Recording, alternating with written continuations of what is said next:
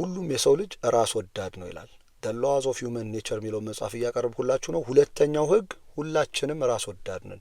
ጤናማ ይሆናል፣ ጤናማ ያልሆነ አለ። በእነዚህ በሁለት መካከል ያለው ልዩነት ነጥለን አውጥተን ጤናማ የሆነ የራስ መውደድ ውስጥ መግባት ማንችል ከሆነ ራሳችንም አካባቢያችንም ልጆቻችንም እንበክላለን። ለዛ የሚጠቅማቸው የመጀመሪያ አንደርስታንድ ማድረግ ያለባችሁ የሰው ልጅ ሲባል በአስተዳደጉ አቴንሽን፣ ቫሊዴሽን፣ አታችመንትና ሪኮግኒሽን ይፈልጋል። ትኩረትን ይፈልጋል፣ እውቅናን ይፈልጋል፣ ፍቅርን፣ ቁርኝነትን፣ የተለያዩ ነገሮችን ይፈልጋል። እነዚህ ነገሮች የተረዱ ወላጆች ከሆነ ያሳደጉት ፍቅሩንና አታችመንቱን ያለምንም ትግል የሰጡት ከሆነ ከዓለም ጋር ደግሞ ለመኖር የሚያስፈልገውን ነገር ያስረዱት ከሆነ ጤናማ የሆነ ራስ መውደድ ነው የሚኖረው። በችግርና በተለያዩ ጊዜዎች ራሱን በአግባቡ ተሸክሞ ማለፍ የሚችል ሰው ነው የሚሆነው።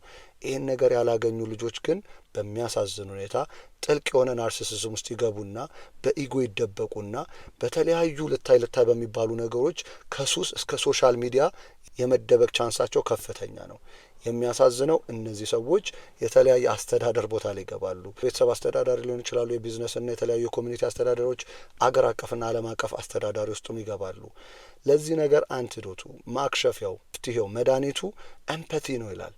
የሌላውን ስሜት የሚረዳ የሚጋራ ርህራሄ ያለው ሰው መሆን መጀመር አለባችሁ።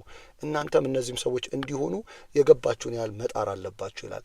ለዛ የሚጠቅማችሁ 3 ነገሮችን እወቁ ይላል። የመጀመሪያው you all need to develop an empathetic attitude ይላል። ርህራሄ ያለው ስሜቱን የሚያውቅና የሚቆጣጠር የሌሎችን ስሜት ለመረዳት የሚፈልግ ጥረት የሚያደርግ ሰው መሆን አለባችሁ። ለዛ ግን ትልቁ ፈተናችሁ አትሪቢዩሽን የሚባል ባየስ አለ። ይህ ማለት የእኛን ጥፋት፣ የእኛን ውድቀት፣ የእኛን ውጣ ውረድ በተለያዩ ጥሩ ነገሮች ሸፋፍነን ምክንያቱን አሳምረን ማቅረብ ስንችል የሌሎችን ግን የባህሪ ግሽፈት ነው፣ የማንነት ችግር ነው፣ እንደዚህ ነው እንደዛ እያለን መፍረድ ስለምንፈልግ ነው። ከዛ ነገሮች መውጣት መጀመር አለባችሁ። ቶሎ ጀጅ ማድረግን አቁሙ። ሰው የተለያየ ማስክ ያደርጋል። የተለያዩ ሌየሮች አሉት። ጭንቅላታችሁን በደንብ ተረዱት ብዬ 3 ነገር ያስረዳዋችሁ ለዛ ነው። የተለያየ ፔንና ትራማዎች አሏቸው። የተለያዩ ሞቲቮች አላቸው። ሰውን ለመረዳት ረጋ በሉ። በትዕግስት እነዛን ሰዎች ለመረዳትና ለመግባባት መሞከር ነው ያለባችሁ። ሁለተኛው you have to develop visceral empathy ይለዋል። ይሄ ደግሞ የሰው ልጅ ቋንቋ ከመጀመሩ በፊት ያለምንም ቃላቶች መግባባት እንችል ነበረ። ፌሻል ኤክስፕሬሽናችንን እየተያየን፣ የአይን ሙቭመንታችንን እየተያየን፣ የምናወጣው ቶኖችን እየተግባባን፣ የሰውነታችንን አቋምና ጀስተሮችን ልብ እያለን፣ ስሜታችንን ልብ እያለን፣ ይሄ ሙዳችንን ኤነርጂያችንን ልብ እያለን ኔጌቲቭ የሆነ ነገር ሲመጣ ፔሲሚስት የሆኑ እነዚህ መጥፎ ነገር የሚያደርጉ ሰዎች ሲመጡ ሙዳችን እንዴት ውርድ እንደሚል ልብ ብለን አይተን የምናውቅ ሊሆን ይችላል። ፖዚቲቭ የሆኑ ኦፕቲሚስት የሆኑ መልካም ነገር የሚያደርጉ ሰዎች ሲመጡ ራሳችንን አረጋግተው ሰውነታችንን ሬጉሌት እያደረገ ጥሩ የሆነ ስሜት የሚሰማን ነገር አለ። ይህን ነገር ልብ ብላችሁ መመርመርና ራሳችሁን መታዘብና ልብ ማለት መጀመር አለባችሁ። በሶስተኛው you have to develop analytical empathy ይላል። ይሄ ደግሞ ምንድነው? ጓደኛና ቤተሰቦቻችሁ ጋር ብዙ መረጃዎች አላችሁ፣ ታውቋቸዋላችሁ፣ ትረዷቸዋላችሁ። አዳዲስ ጓደኛ ስትጀምሩ፣ ቤተሰብ ከመመስረታችሁ በፊት፣ መንግስትና የተለያየ ቦታ ላይ የሚቀመጡ ሰዎችን ከመምረጣችሁ በፊት በተቻላችሁ አቅም ብዙ ጥያቄዎችን ጠይቁ። በደንብ አድርጋችሁ አጥኗቸው፣ በደንብ አድርጋችሁ ታዘቧቸው። እዚህ ሂደት ውስጥ ብዙ አይነት ክሉ ይሰጧችኋል። አላማቸው ምንድነው? ፍላጎታቸው ምንድነው? ምኞታቸው ምንድነው? የሚለውን ነገር ለመረዳት ጊዜ ሰጥታችሁ መመርመር አለባችሁ። 4 አይነት ናርሲሲስቶች አለ ይላል። የመጀመሪያው ኮምፕሊት ኮንትሮል ናርሲሲስት የሚባሉ ናቸው። ለዚህ ክላሲክ የሆነ ኤግዛምፕል ጆሴፍ ስታሊን የራሻውን በትንንሽ አስተዳደርና የተለያዩ ነገሮች ውስጥ እያለ በጣም ብዙ ኢንፎርሜሽኖችን ይሰበስብ ነበረ። በጣም ብዙ ነገሮቻቸውን ከሰበሰበ በኋላ ከነሱ ብዙ መረጃዎችን ከሰበሰበ በኋላ በጊዜ ሂደት ማኒፕሌት ሲያደርጋቸው፣ ኮንትሮል ሲያደርጋቸው፣ ሂዩሚሌት ሲያደርጋቸው፣ አስፈላጊ ሲሆን ኢሊሚኔቱን ላይ ያደርጋቸው ነበረ።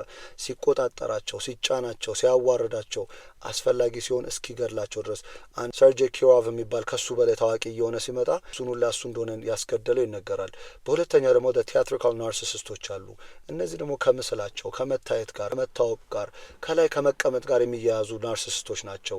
እነዚህ ሰዎች ሁሉ ነገር የሚያደርጉት ሁሉ ለመታየት ነው፣ ለመታወቅ ነው፣ ጎሽ ለመባል ነው። ስለዚህ ሞራሊቲያቸው እንኳን እንዲሁ ፐርፎርም ለማድረግ ለማሳየት ነው እንጂ ነገር ፈልገውና ወደውም እንዳልሆነ ልትረዱ ይገባል። የሶስተኛው ደግሞ የናርሲሲስት ካፕሎች አሉ ይላል።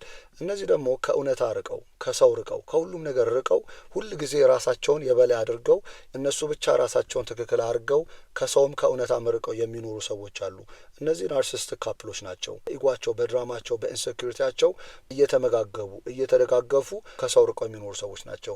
እነዚህንም ሰዎች ለመረዳት እናንተም እነዚህ ሰዎች ከሆናችሁ ከዚህ ነገር ውስጥ ለመውጣት መሞከር አለባችሁ። አራተኛ የሚያነሳው ሁሉም ሰው መሞከር ያለበት ጤናማ የሆነ ናርሲሲስት ውስጥ መግባት ነው። ሄልዚ ናርሲሲስት ይለዋል። ይሄ ጤናማ የሆነ በራስ መተማመን ያለው የሌሎችን ስሜት የሚረዳ ከሰዎች ጋር ለመግባባት ከሰዎች ጋር ለመተዋወቅ ያለምንም ፕሪኮንሲቭድ ኖሽን ወይም ጀጅመንት ቀድሞ ልክ ነኝ እንደዚህ ነው እንደዛ ነው ብሎ ሰውን ሳይፈርድ ለመግባባት በእነሱ ጫማ ሆኖ ለመረዳት እየሞከረ አስፈላጊነቱ ለመግባባትና በርህራሄ ለመወያየት እየሞከረ መስመር እንዳያልፉ እያደረገ አስፈላጊ ሲሆን እየሸሸ ለመኖር የሚጥር ጤናማ የሆነ ራስ መውደድ ሄልዚ የሆነ ናርሲሲስት ውስጥ መሆን ምንም ችግር የለውም ይላል።